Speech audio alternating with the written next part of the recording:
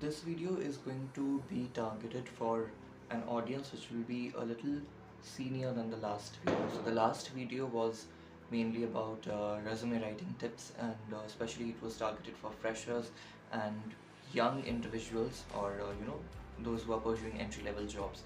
This is going to be a video which is for someone who has like 3 years, 2 to 3 years of experience, or somewhere in that range, close to that range, but definitely not below that, because this is going to be about finance and budgeting. Okay, because this is something that I have applied lately in my life. So let us say that you are earning a certain amount of salary. So first of all, how many bank accounts do you have? This is one important factor that you need to take into consideration.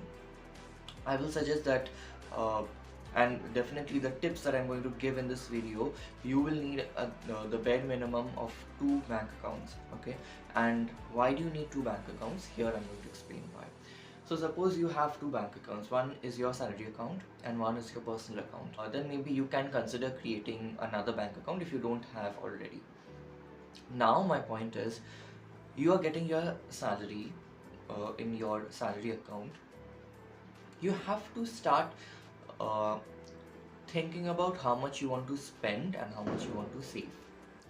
So the formula that I'm using right now is that I will receive a certain amount of salary in my salary account, and immediately I will transfer a certain percentage, let's say 70% of my salary, to my savings account, which is my personal account. Then the 30% I have, which will remain in my salary account, will be used for monthly expenditures. Okay, here I may add that certain bank accounts require you to have a certain minimum balance. So you decide in which account you want to keep the bulk money and where you want to keep your operational money. So for me, I have 2 accounts in IDBI and IDFC. So in IDBI, I have a youth account where I only need to maintain a minimum balance of 2500, and I have an IDFC account which is my salary account, and there I don't need to maintain a strict minimum balance as such.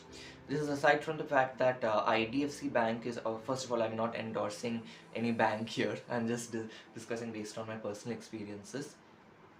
So one advantage that I get in IDFC Bank is they have unlimited ATM transaction. So in IDBI, on the other hand, you get 3 ATM transactions per month in other banks, and 5 if you're using IDBI only. Beyond that, they charge whatever money you're withdrawing, they charge 20 rupees extra as an ATM usage fees.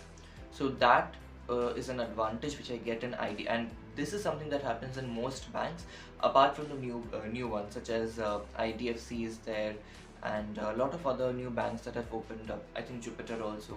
So they have, and Federal Bank is one bank where you have unlimited ATM transactions. So you decide based on your advantages, disadvantages, the benefits that you are getting from each bank. You figure out which is the best one where you keep the bulk money and where you want to keep the operational money. As for me, I keep my bulk money in the IDBI account, and the operational money, because I need to keep withdrawing every few weeks or so.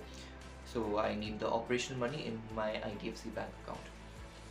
And so the 30% which I'm keeping in my IDFC Bank account, I will be using that for all kind of expenditures, whether it's my electricity bill, my credit card bill, my phone bill, my gym fees, and other unavoidable expenditures that we have. And then let's say that I'm from that 30%, I'm saving a certain amount, like 2% or 3% is getting saved. That I'm spending on my luxury expenditure, like going out in restaurants or eating out, or anything which is not necessarily an unavoidable expenditure. It's something that is, as I said, luxury. It is something that it is up to me, it's a choice that I want to spend it. So what happens this way, and if an emergency arises, suppose I fall sick and I have to give a hospital bill, or my vehicle gets severely damaged, God forbid this does not happen, but let's just say an emergency happens and I need to spend in bulk. I have my funding saved in my other account, so from there I can withdraw certain amount if that need does arise. So anyway, I think it was a very short and simple tip and a topic that I wanted to cover, but it's already a 10-minute video. So yeah, so see you very soon. I hope you like this tip, and I'll be coming back with more educational content. Educational as in we cover all areas of like personal development, whether it's academic, professional, or just managing personal finances like this one. So if you like this video and if you like the previous video, do like and do subscribe to stay tuned. And those who are unaware, I have two other channels also, Lightscape, Odyssey, and Calcutta Lightwave. They will be tagged in the description, so do go ahead and check it out. Those two channels are mostly based on personal content rather than this one, which is more so formal content. So goodbye and see you soon.